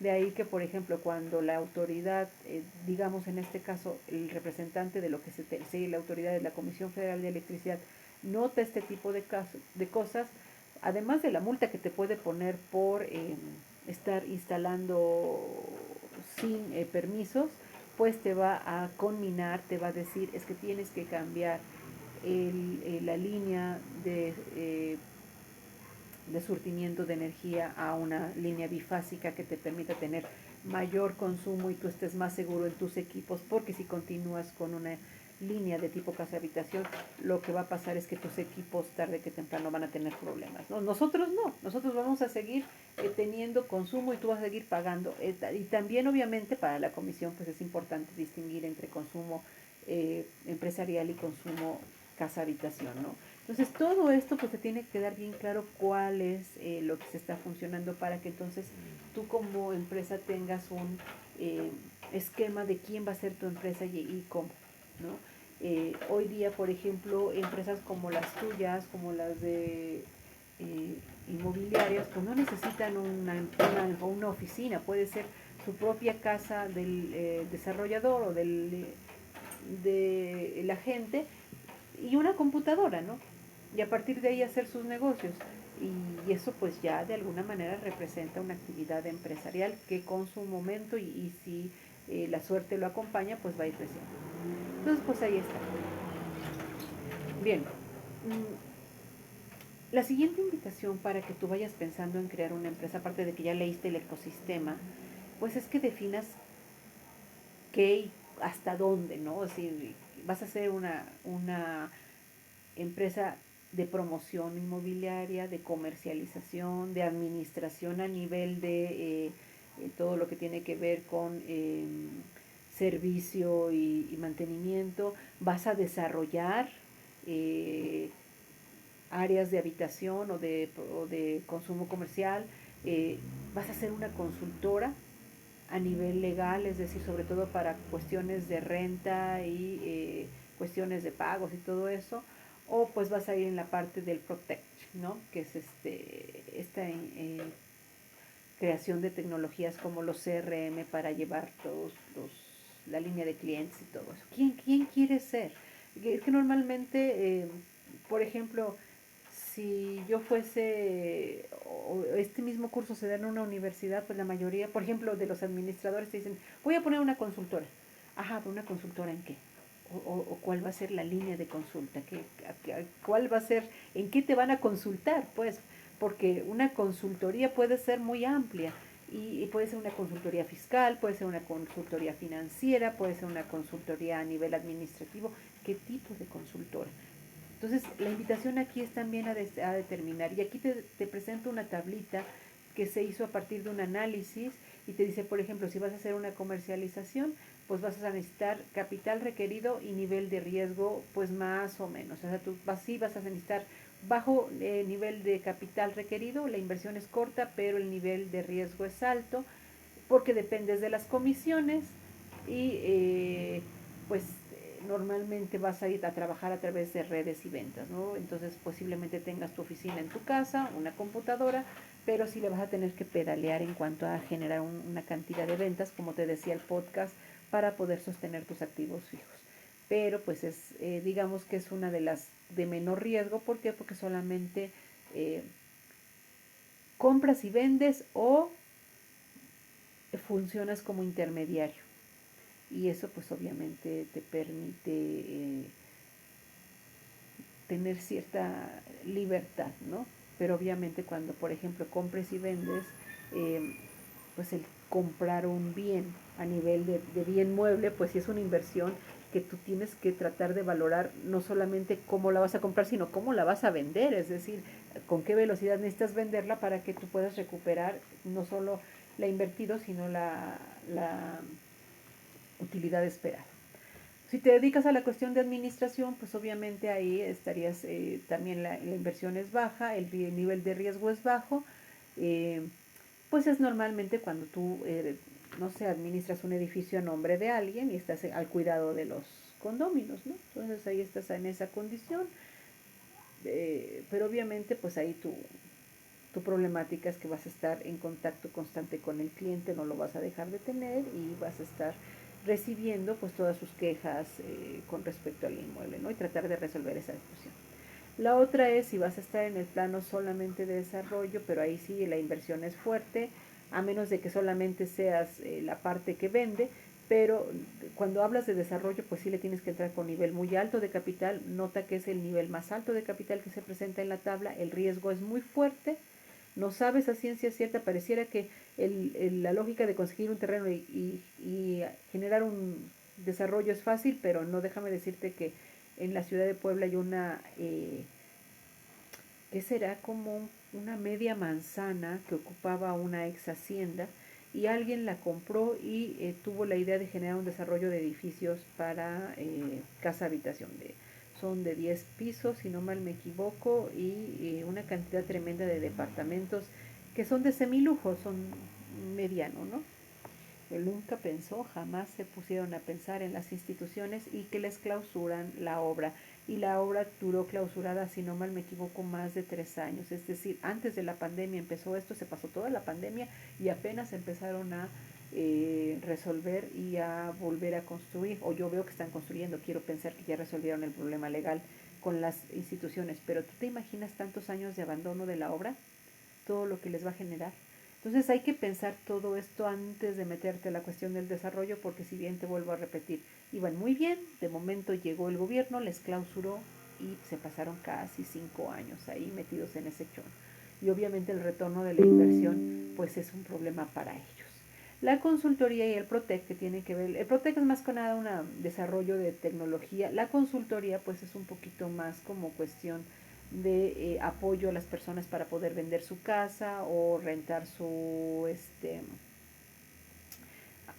propiedad. Pues no vas a invertir mucho, realmente la inversión es de la persona, ¿no? Le cobras por comisión y lo más apreciado en tu caso pues sería el conocimiento técnico y legal de la propiedad para poderla colocar en el mejor cliente. Una vez que tú hayas definido quién quieres ser, entonces ya sabes inclusive el nivel de inversión que vas a generar o de no inversión activa, ¿no? Sino como que, pues, pero sí un nivel de riesgo para que le tengas que caminar mucho para generar lo que se necesita. Bien, entonces, bueno, aquí te estoy mostrando un caso, ¿no? En este caso, esta persona, pues, tiene una personalidad mexicano, trabajado en Houston, heredó un departamento en Guadalajara y no quiere vender, pero por la distancia le impide gestionar los inquilinos y el mantenimiento, ¿no? Entonces, ¿qué es lo que necesita? Pues un modelo de empresa que esté especializada en propietarios remotos, que le permita la gestión de la renta y que obviamente le permita estar en contacto, ¿no? Es decir, tú podrías ser esta empresa que necesita Juan con ciertas características. Entonces, el diseño de tu empresa pues depende mucho de lo que tú quieras hacer. Aquí te estoy mostrando algunas posibilidades. Bien, retomándote un poco para que recuerdes pues un poco los mercados que existen y puedas ir definiendo qué tipo de empresa quieres ser, pues recuerda que tenemos eh, mercado de interés social, que obviamente pues son familias de reciente creación, apoyadas por banca de apoyo social y que obviamente pues ahí estarías a expensas de la oferta y la demanda que se genere en esa instancia, ¿no? Tienes la vivienda media, que ya es personas que quieren construir, normalmente profesionistas que quieren construir su propia casa y que bueno, ahí por ejemplo tu papel de desarrollador pudiese ser muy apreciado. Está la parte de residencial de consultoría patrimonial, aquí normalmente estás apoyando a rentar casa, habitación o zonas comerciales o zonas productivas a una persona con capacidad económica y ahí tu habilidad administrativa sería muy, muy rentable, ¿no? O la residencia plus, que bueno, son normalmente para extranjeros, la parte comercial que tiene que ver con búsqueda de locales o renta de locales o manutención de locales para un tipo de cliente que a su vez va a tener muchos clientes dentro y aparte esos clientes van a tener clientes de consumo si la combinación es muy especial, así que tienes que tener cuidado. Y la parte turística que hoy día se maneja con el Airbnb y el verbo que personalmente son personas que buscan no necesariamente la estancia en un hotel, sino una estancia que le permita permanecer en un lugar que ni siquiera tiene que ser turístico. Me he encontrado mucho que hay gente que aprecia mucho rentar vía Airbnb para cuestiones de negocio, de empresa. Bien, eh, aparte de definir a qué tipo de mercado te vas a dirigir o tipos, porque puedes elegir varios tipos, también debes de tener en cuenta que existen lo que se conoce como aceleradores de mercado. Te marqué 4 que son de tendencia en 2025. Esto no quiere decir que sean los únicos, son los que se localizaron y que bueno, el que tú los conozcas puede ser que te coloque en un plano de competencia y de convivencia mejor que en otro tipo de propuesta. Me doy a entender. Normalmente cuando un emprendedor quiere generar algún tipo de negocio a partir de su idea de empresa, eh, pesa en él mucho lo que son las usos y costumbres culturales de generar un negocio, ¿no? Por ejemplo, no lo sé, voy a poner un ejemplo muy sencillo. Si yo, por ejemplo, aquí en el centro del país digo, quiero poner un negocio que me ayude el fin de semana, lo primero que piensan las personas es en poner antojitos, ¿no? Por las noches, para venderle a sus vecinos y bueno, de ahí irse juntando dinero, ¿no? Y pues, ¿cuál es la lógica? Saco un anafre a la puerta de mi casa, pongo un anuncio que diga se venden chalupas y ya es una propuesta de negocio. que no está mal, pero finalmente tiene que ver con una idiosincrasia de propuesta de negocio.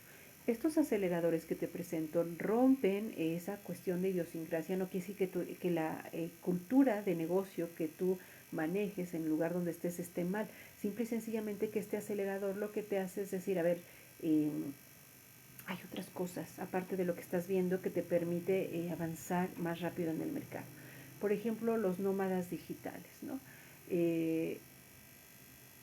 Hoy día el mayor consumo es a partir de lo que yo veo en mi teléfono, ¿no? En todo plano, joyería, ropa, libros, lo que tú ves digitalmente hoy día es lo que te hace consumir. Todavía vemos quienes nos resistimos y decimos, no, yo tengo que ir a verlo a un negocio, ¿no? Yo tengo que ir a ver el mueble a un negocio, tengo que ir a ver el carro a la agencia, tengo que ir al supermercado. Pero ya hay un grueso de consumidores que dicen, no, yo hago un consumo a partir de mi búsqueda en las redes que me marque pues, cuáles son las propuestas que hay, ¿no? Y muchas veces a mí me ha pasado de forma personal que el día que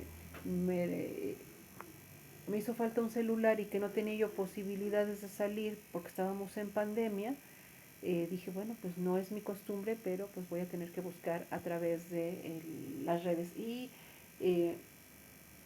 tuve la sorpresa y una muy buena experiencia de compra, de que pude localizar un celular que fue de mi agrado, que estaba en oferta, que además estaba súper bien y me ha dado muy buen servicio, y que lo adquirí a partir de la compra en internet. Entonces yo me resistía, pero dije, bueno, y aún así me defendí como gato boca arriba porque, por ejemplo, yo soy de estos compradores que no fácilmente sueltan los números de tarjeta porque siento que me van a dejar sin lana. Y entonces me empeñé y dije, no, o sea, ¿cómo puedo hacer para hacerte llegar el dinero a través de depósito? No quiero darte mi tarjeta. No quiero darte mi número de tarjeta, no quiero hacer el pago en línea y me empeñé. ¿Por qué? Pues porque así soy, ese tipo de cliente soy. Entonces, pues obviamente me dieron un número de depósito del centro comercial o en este caso del proveedor, hice mi depósito y me llegó el teléfono. Tanta. Pero ¿cómo lo hice? A partir de esta nomadía digital que hoy día es una forma de consumo. Entonces tienes que pensar que no necesariamente se van a contactar contigo por el cartel que pongas, sino por el contacto digital que tengas. Y esto pues obviamente te habla de campañas en red. Yo he visto, por ejemplo, en las universidades en las que estoy, que hoy día los dueños, como son universidades privadas, tienen una súper inversión en mercadotecnia digital y el impacto es fuertísimo a través de imágenes, a través de dichos, a través de experiencias. Ponen ahí a alguien que diga, sí, yo ya consumí, fui muy feliz con este consumo y entonces este, te aconsejo que compres acá, ¿no? Y entonces la gente confía en ese tipo de condiciones. Entonces, entender que existe y que esta es tu ruta es precisamente algo muy importante, pero no es lo único, porque hablar de mercadotecnia a nivel digital habla de diseñadores, de propuestas, de meter, o sea, sí tienes que entender que son cuestiones especiales.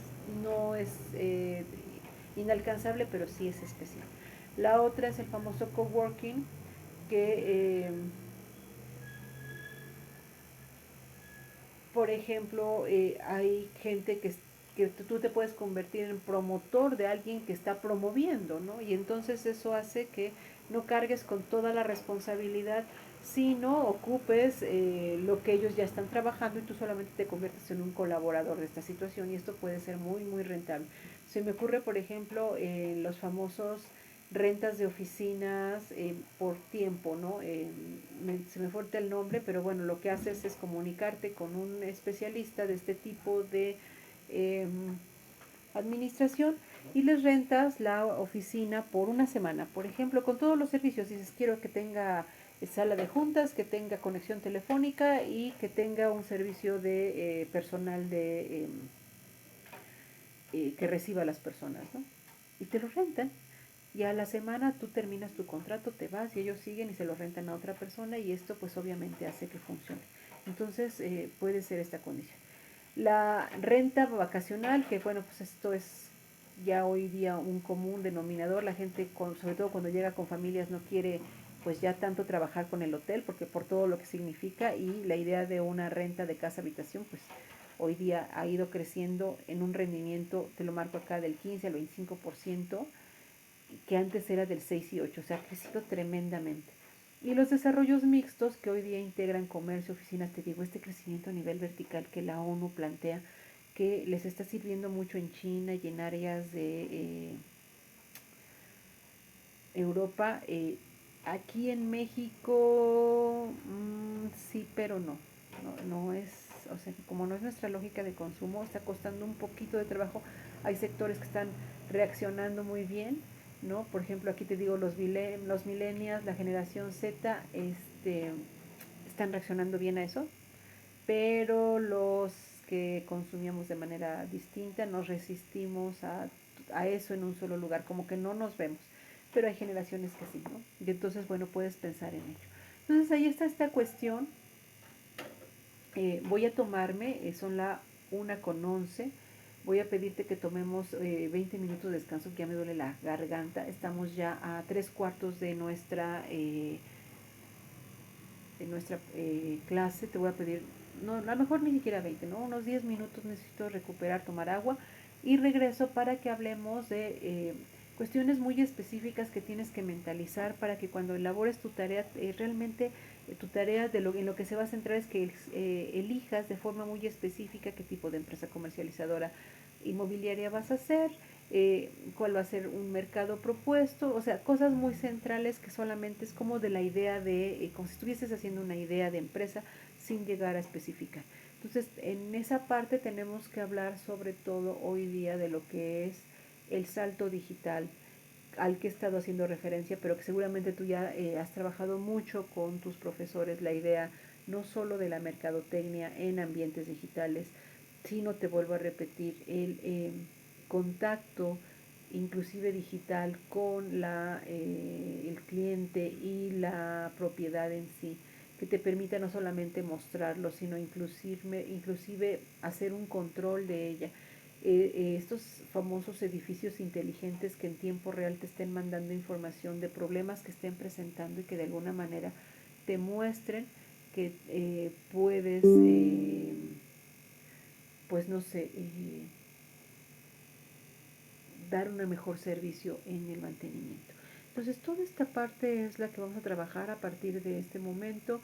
Solamente pido, pues sí, un momentito de descanso por cuestiones de, ya me cansé, y regreso en 10 minutos para continuar. Detengo la grabación y la continúo en cuanto regrese. Gracias. Vamos a continuar en el entendido de que estamos pues ya a término de nuestra sesión. Entonces, un poco por el campo digital que debes de tomar en cuenta para tu propuesta de negocio, para esto que vayas pensando. Inclusive en el momento en que tú plantees por ejemplo, si estás trabajando para una consultora inmobiliaria o para un desarrollador y dices, bueno, ¿qué oportunidades tengo yo de iniciar en este proceso?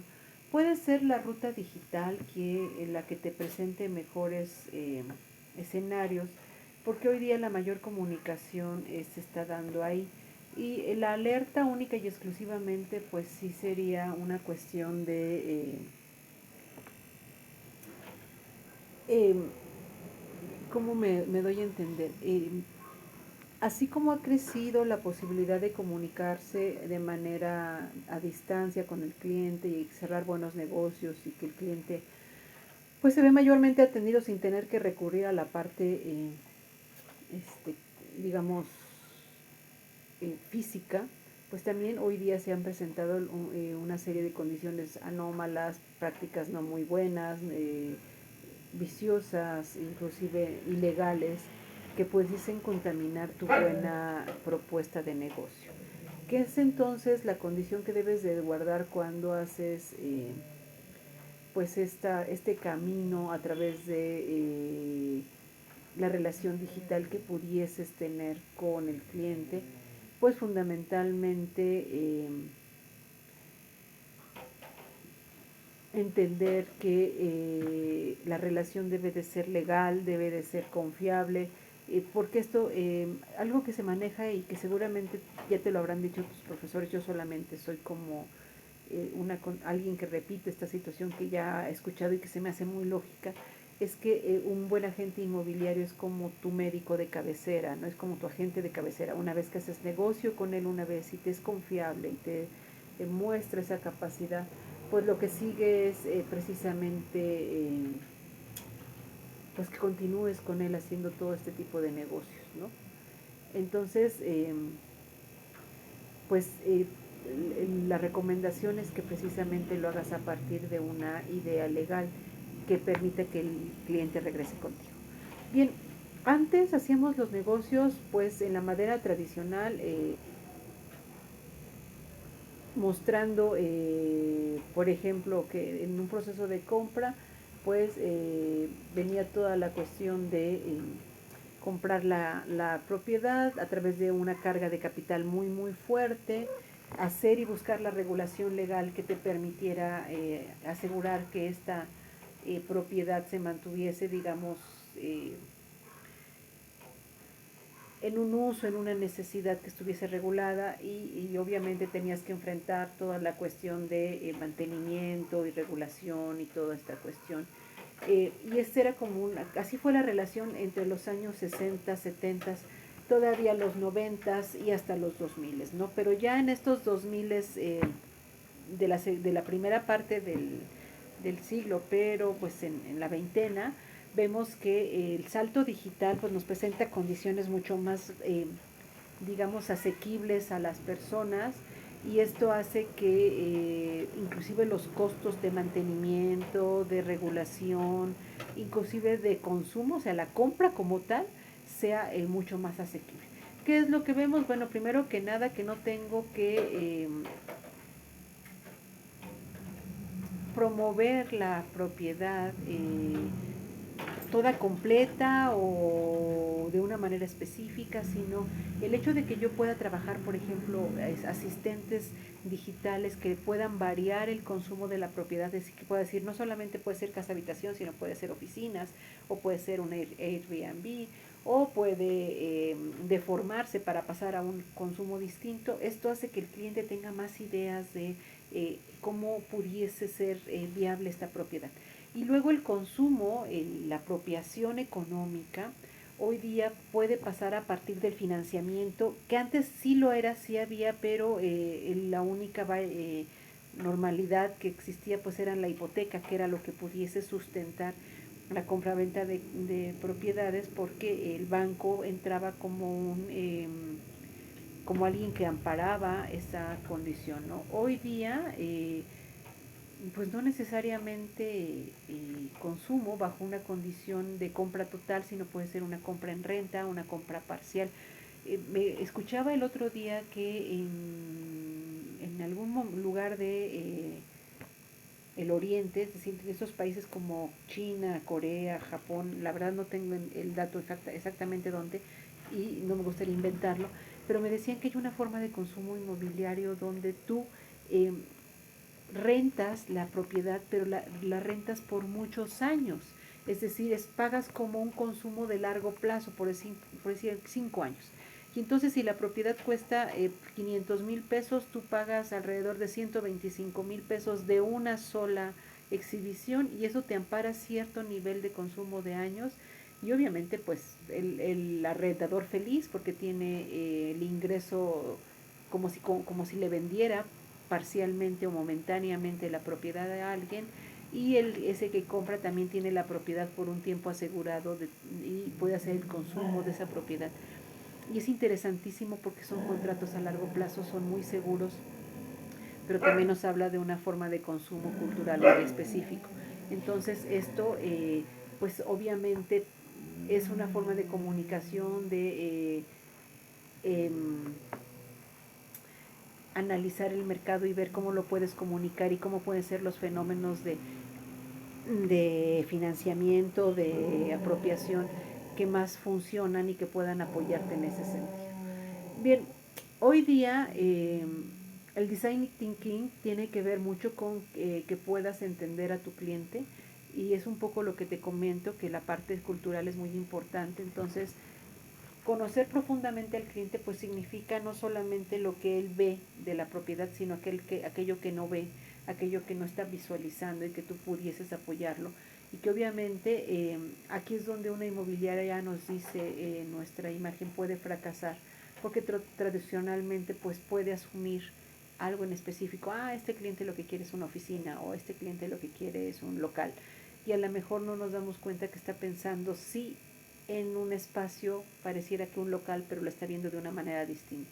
Entonces, ¿cómo pudieses hacer tú una buena comprensión del cliente? Que esto inclusive pudiese ¿te acuerdas en investigación de mercado que te decía una etapa de la investigación de mercado? Tienes que conocer al cliente, y para conocer al cliente hay que estudiarlo geográfica, demográficamente, genéricamente, es decir, en cuanto a su género, hombre o mujer, por edad, su consumo capital, es decir, cuánto dinero tiene, es decir, una fotografía del cliente. Aquí es, sí, pero te dice, bueno, no gastes tanto dinero.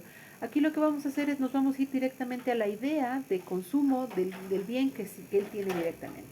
Entonces, cuando te habla de definir el problema concreto, de lo que te está diciendo es qué es lo que él ve. Él no está viendo un local, él está viendo una cafetería. Él no está viendo un local, está viendo una carnicería, o está viendo, sí me dejo entender, es decir, cuando tú le pones nombre, no solo al local, sino le dices este local va a ser una pastelería, o este local, entonces lo estás definiendo en cuanto al problema, lo estás definiendo en qué va a necesitar. Por ejemplo, si va a ser una carnicería, va a necesitar una cámara frigorífica. Entonces, tú tienes que pensar como el cliente, decir, o sea, lo que va a necesitar es que a lo mejor, y ya le dices, su cámara frigorífica puede ir en esta parte del local, porque aquí tenemos las conexiones más, y a lo mejor aquí podemos tener menos problemas con bomberos, por ejemplo, cuando se ponen especiales con ciertas categorías y condiciones. Y entonces ya estás poniendo tu análisis en función de lo que él está viendo, no de lo que tú crees. No le estás diciendo, es que mire, le rento este local porque está cerca de una avenida, y porque aquí se pueden estacionar fácilmente los clientes, y porque no. Estás pensando en función de lo que él consume, vende y puede utilizar. Y estás entonces, cuando empiezas a darle opciones, estás en el segundo nivel, que es generar soluciones plausibles a lo que él está buscando. Como te decía, que le hables, por ejemplo, de dónde puede ir su cámara frigorífica, o le puedas decir, por ejemplo, si su cliente, yo me acuerdo que en algún momento de mis andanzas comerciales tuve una pastelería, y mi pastelería tenía muy buena aceptación para eventos. Entonces, mi principal problema cuando era de movilizar los pasteles, que eran pasteles grandes, era precisamente un transporte que me permitiera llevar el pastel con, digamos, que se mantuviera tal cual el cliente lo esperaba, ¿no? Es decir, no podía llegar ni afectado físicamente, ni contaminado, ni nada. Entonces, pasé por todas las etapas, desde rentar un taxi, desde buscar a alguien especializado, todo. Y en ese inter vas entendiendo y comprendiendo qué es lo que requieres. Pero cuando alguien te lo dice, ya sin que tú lo dices, por ejemplo, te dice, y cuando tenga que movilizar sus pasteles, esta área, por ejemplo, de estacionamiento, porque era uno de los principales problemas, bajar el pastel y ponerlo en el área del auto donde lo iban a llevar, pareciera fácil, parecía una situación, pero ahí se te podía caer el pastel, o ahí se podía contaminar, o sea, ahí podía pasar muchísimas cosas. Entonces, el que alguien pudiese estacionarse y poder meter su pastel fácilmente a su auto era un valor agregado que yo podía darle a mi pastelería. Y si alguien me lo hubiera resuelto, tal vez hubiese yo dándole muchas gracias, porque me estaba resolviendo un problema sin que yo lo hubiese pensado. Entonces, esta idea de generar soluciones múltiples, pues obviamente se le agradece a quien te puede apoyar en ese sentido. La otra es prototipar. Construye una versión mínima de lo que el cliente está viendo, y cuando utilizas la inteligencia artificial para eso, pues obviamente el cliente visualiza de manera ideal cómo va a pasar, para que después venga la evaluación, prueba con el usuario real y el ajuste que requiere, pero ya le estás resolviendo problemas.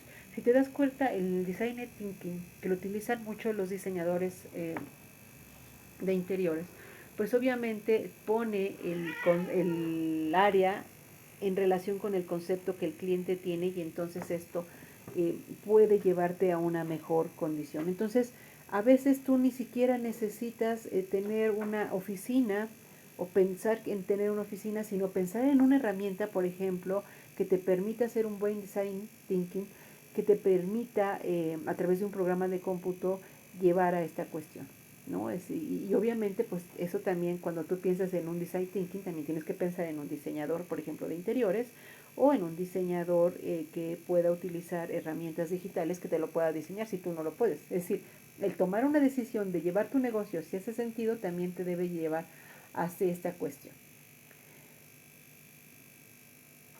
Y obviamente, pues obviamente cualquier idea de negocio te debe de llevar a tipificar a tu cliente, que ve, cómo piensa, que escucha, la frustración que tiene, las motivaciones que tiene, porque esto obviamente te va a dar una señal de quién es y cómo es, que es un poco lo que te decía en la condición anterior. Bien, pues, ¿qué es lo que qué es lo que es necesario? Un poco resumiendo esta parte que vamos aquí, lo vamos a resumir acá. ¿Qué es lo que es necesario que tú vayas evaluando para generar tu propia empresa? Entender qué tipo de mercado tiene fundamentalmente es entender al cliente, cómo piensa, que lo motiva, y me lo pasé un poquito porque voy a regresar a ello en otro momento y me es más importante que tú finalices esta sesión entendiendo que tu propuesta de negocio pues es precisamente parte de entender al cliente, de tener la capacidad de darle respuesta a los problemas que él tiene, si lo que está viendo en la propiedad que tú le estás ofreciendo, la solución que tú lo puedes generar, la alternativa a partir de esas soluciones que tú les puedas generar. Y esas soluciones es precisamente lo que va a hacer que tú te diferencies. Lo que te estoy tratando de decir es crear una empresa no necesariamente es el cascarón de la empresa como tal, no tiene que ver mucho con el acta constitutiva o el alta en Hacienda, sí, eso es muy importante, pero lo que más importante es quién voy a ser yo como empresa, qué es lo diferente que voy a ofrecer. Voy a ser una consultora, voy a ser una administradora, voy a hacer una conjunción de todo esto, dónde voy a estar, a qué tipo de clientes voy a trabajar, pero sobre todo qué es lo diferente que van a encontrar en mí. Por ejemplo, a alguien lo más común que te dicen es que yo voy a dar trato personalizado y trato humano. De entrada en el sector inmobiliario no puede ser de otra manera. No me imagino a alguien ofreciendo una propiedad que no tenga que plantearse lo que está viendo el cliente, proponer alternativas en base a ese problema que te está planteando y es resolver. Y entonces ya tienes un contacto humano y por supuesto que es atención al cliente directa, no hay de otra. Así que tu propuesta tiene que ser más allá de atención al cliente. ¿Qué es lo que vas a proponer? ¿Cómo te ves?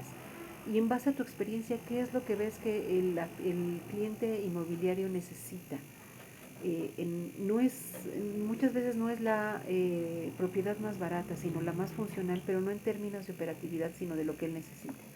Entonces, lo que se te va a quedar hoy día como tarea, pues es identificar qué tipo de empresa vas a hacer, verificando cuál es tu diferenciación verificable a partir de lo que tú has visto que tu cliente quiere, definir el segmento específico de negocio que vas a hacer, ya sea vivienda, comercial, turístico, y en qué parte de nuestro país te vas a ubicar. Como te había mostrado al inicio de la sesión de hoy, muy importante que entiendas que el mercado mexicano pues hoy día está funcionando de manera muy fuerte en ciertos sectores, pero hay ciertos sectores del país que están muy abiertos. Por ejemplo, es muy halagador ver que Guerreros no es un sector que hoy día está como vacante para este tipo de industria y entonces sería muy importante que tú fueras pensando pues la zona donde está nuestra universidad como una zona de negocio. toda esta explicación y lo que tiene que ver con la tarea que tienes que hacer hoy, que es una presentación muy básica, pero que efectivamente va a ser tu primer paso para hacer un crecimiento, es qué cosa quiero ser como empresa. Obviamente, tú podrías decir, no tengo dinero, pero realmente lo que necesitas es la idea. Sobre la idea vas a saber cómo financiar, pero antes de establecer un financiamiento, pues tienes que saber qué es lo que quieres hacer, y eso es precisamente nuestra preocupación y es la tarea que te vas a llevar. Te mando las instrucciones, todo queda en la plataforma.